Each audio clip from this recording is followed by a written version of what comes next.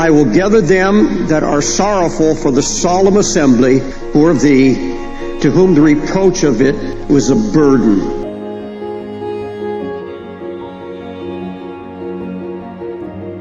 Weeping, the burden of the Lord came on me. That's why I'm preaching this message. Grieve.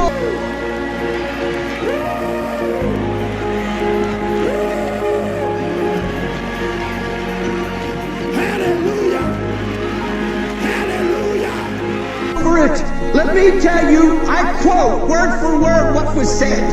First of all the speakers could hardly get by because people running up stuff in their pockets with money. And the reason they do that is a new doctrine that just come out that says if you want to be blessed, you have to find the most blessed evangelist or pastor you can find, because he that has been given much receiveth much. He that has little, even that which he's been taken has will be taken from him. You find the most blessed and prosperous preacher and you give him money, you will be blessed. And the more blessed he is if you give to those that are most blessed. It's a pyramid scheme. If these men were in the secular world, they'd be in jail. Ponzi schemes. Pyramid schemes. The man at the top who appears to be the holiest, darkest, and speaks the loudest. Hundreds of people running up until the pockets were bulging, and the sinner says, is this the free gospel?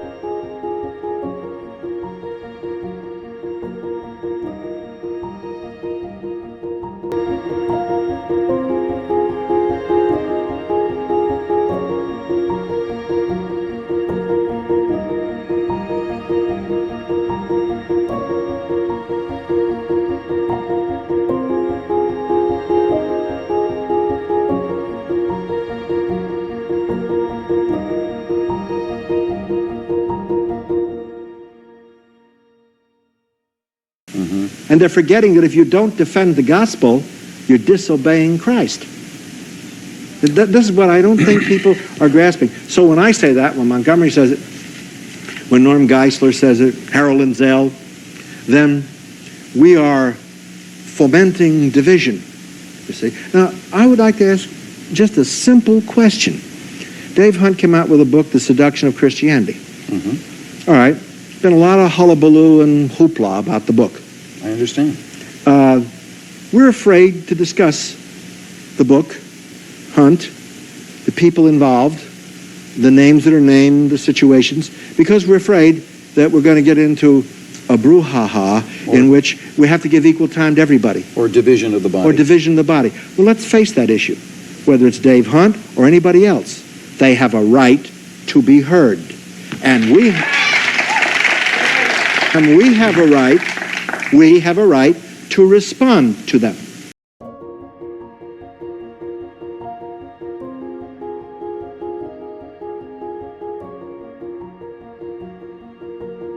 The rest of my story, when my mom remarried when I was 9 years old, she married a two-star admiral, public assistance. They didn't know who they were talking to.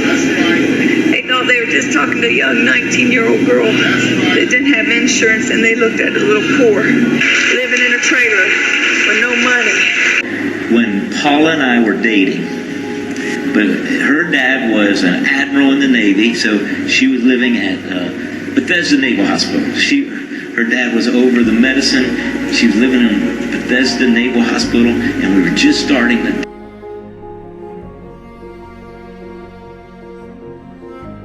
Would Paula's mother and stepfather allow her to give birth to their grandchild as some welfare case?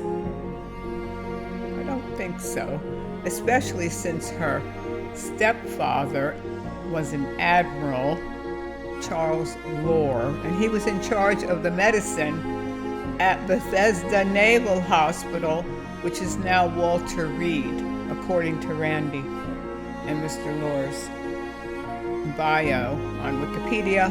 Later, Admiral Lohr and Paula's mother divorced. And here is a picture of Bethesda Naval Hospital. But I was a multimillionaire before the time I was 30, and I'm not ashamed of it. I started my real estate company when I was 18 years old. Herself. So when I was living in a trailer, was I able to think generational wealth? Naturally, no. I was in survival mode, trying to get off government cheese and da-da. You're just trying to, most people, I know a lot of people, and most people are living paycheck. Crazy, so I find myself pregnant and I'm living in a trailer. So when I was 18 years old, I got $30-something thousand from my father's death in my trust fund. I invested in it, bought a trailer for $37,000, turned around, sold it for a few years later. Well, ended up getting out $96,000 from that. When kept building wealth from the time I was 18 years old, just kept favor God, favor God, favor God, favor God. Paula said she bought her trailer with her $37,000 inheritance. Now she says she has a mortgage. Which story is true? We'll let the legal documents and the divorce documents from Dean tell the whole story.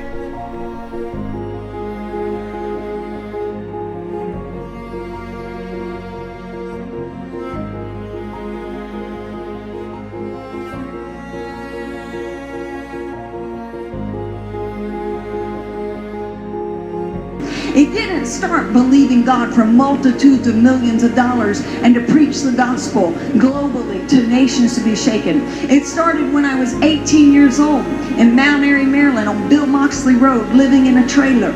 And I couldn't make my mortgage payment. And they were going to foreclose on my mortgage, but I owned my own acres. And I grew my own garden and knew how to work a garden and sell it at the farmer's market. So it was like the last day before they were going to face foreclosure, and I was going to lose my trailer and lose my land. And my big mortgage, I think, was like $376.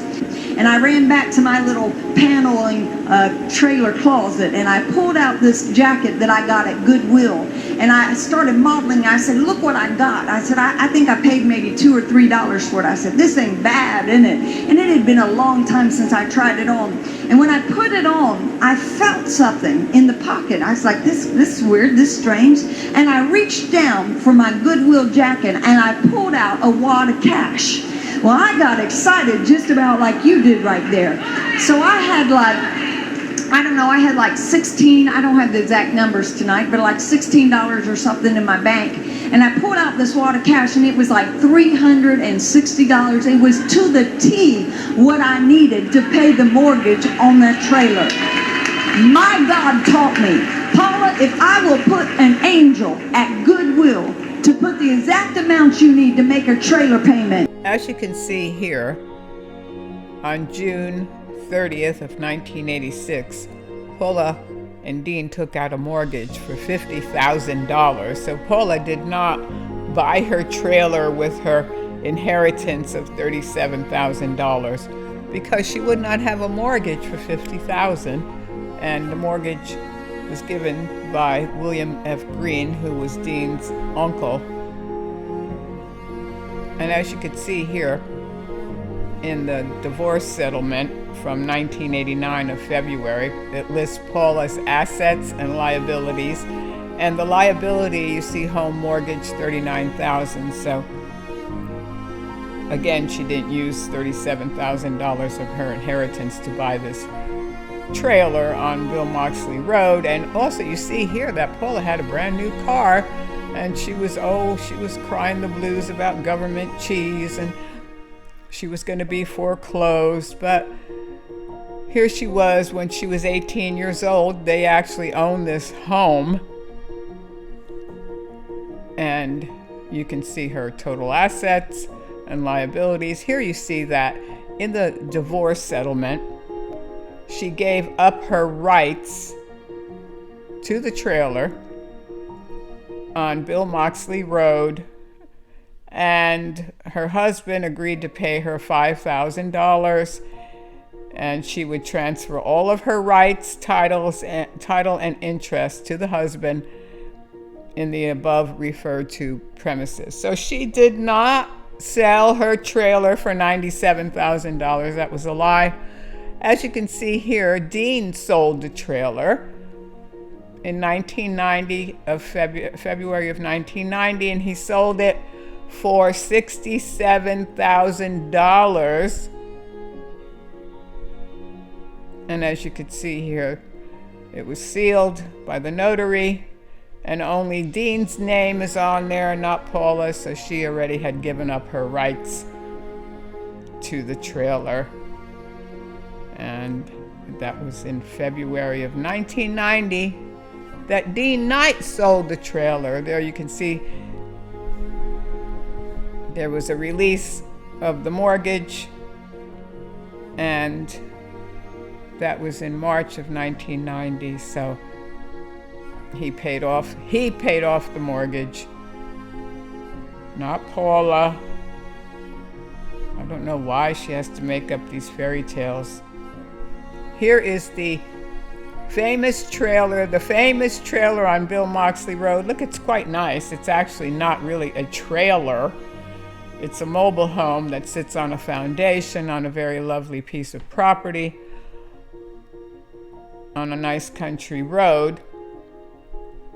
There's another view of the famous trailer. So as you could see, she was not trailer trash, as she likes to say. Also, you see here another view of the home on Bill Moxley Road. There's another view, an older view. It's a little blurry, but it kind of gives you an idea of what it looked like. It looks nothing like Paula's fairy tale. But they didn't know who they said that to.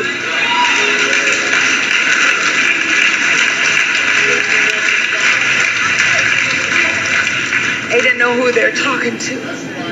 They thought they were just talking to a young 19-year-old girl that didn't have insurance, and they looked at her a little poor. They didn't know that they were talking to a woman of destiny that had God on her side, living in a trailer with no money, but a big old purpose.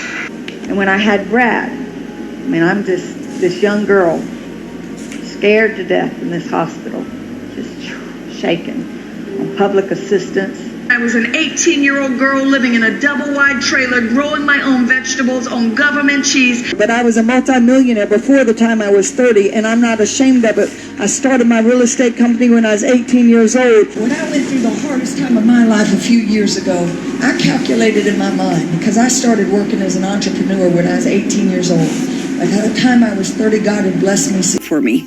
So I learned how to mass produce with my garden. So it really started in there, and I had a choice, Joni. I could either go in an apartment at that time, or I could have gotten that trailer's like $37,000. And it had acreage. It had acreage. A few years later, I'd sell it for $96,000 and begin. So at 18 years old. So people go, why'd you write this book?